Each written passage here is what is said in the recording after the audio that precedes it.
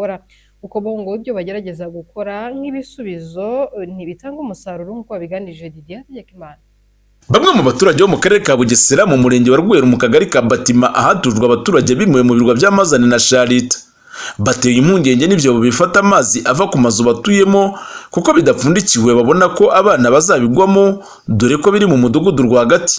Bakaba basaba ubuyobozi bireba ko bwagira icyo bukora kugira ngo hirindwe impanuka zitandukanye. Arege tubifunga tugashyiraho ibiti kubera ububasha tuba dufite, bamara kubishyiraho ibyamara kuma n'ubundi tugasanga mu gitondo babitwara, tukabura rero ukuntu twakongera twabifunga nanone bikongera bikaba kwakunda.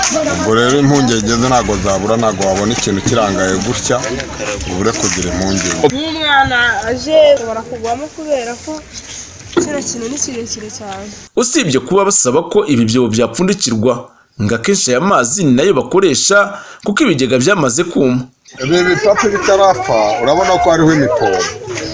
Iyi mipombo iriho urabona yuko yaje kwangirikira kuko nta bindi dufite bw'ubushobozi twabisimbuza, byarangiye bigenze kuriya. Urabona ko bihagaze, nibwo twahise dufata gahunda yo kuvoma aya mazi dukoresheje ibyo tudahisha. Ari nayo mpamvu ubona hari abarimo kudaha amazi kugira ngo ya mazi tubone ko tuyavoma tujye kuyakoresha. Ni ukubera ko hariya biriya bintu byamaze gupfa. Ubushobozi rero bundi dufite bwo kuba twabona ari amapombo adamura ya mazi kugira ngo tuvome nk'uko babidushyiriyeho bimeze. Abaturage kandi babona ko kutagira amazi meza ari ikibazo kuko bibasaba kuvoma ku kiyaga kibegereye.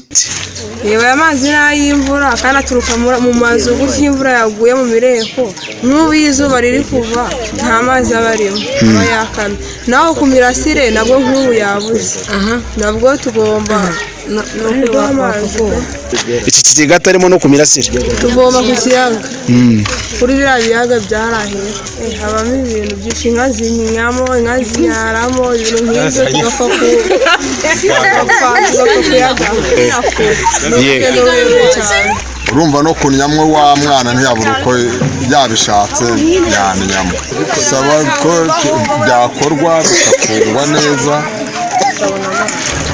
noneho tukaba twabona n'andi mazi atwunganira hano mu ngo kugira ngo tubone ko mbese tubona uburenganzira bwo kuba twabona amazi. Bimeze bite mu mudugudu wanyu muri kano gace? Biragoye cyane kubona amazi meza yo kunywa, biragoye rwose. Amazi kuyabona ni ikibazo, biragoye cyane. Kuki muza kuyavoma muri uno mudugudu?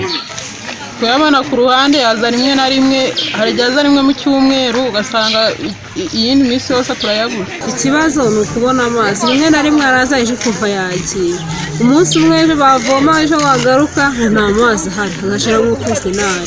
Cyiza rero ni uko amazi yahoraho buri munsi, ntabwo amavomo ari uko ari kure twayabona amazi abaye hafi. Turasaba ubuvugizi ko amazi yahora umunsi ku munsi, buri wese umuturage wese yajya abona amazi. Ku ruhande rw'ubuyobozi, ATV yashatse kuvugana n'ubuyobozi butandukanye ntibyakunda.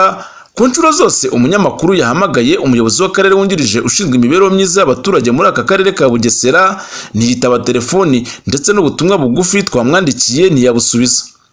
Gusa igihe hagira igitangazwa tukazakibagezaho mu makuru yacu ataha.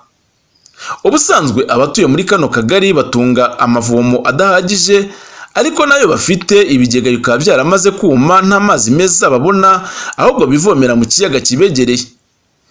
Didier Hategekimana, ATV mu karere ka Bugesera.